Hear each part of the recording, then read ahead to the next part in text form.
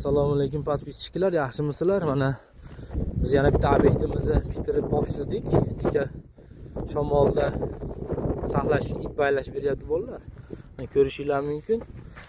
Uzunligi 20 metr, eniga 7 metr. Ichini ham ko'rsatamiz.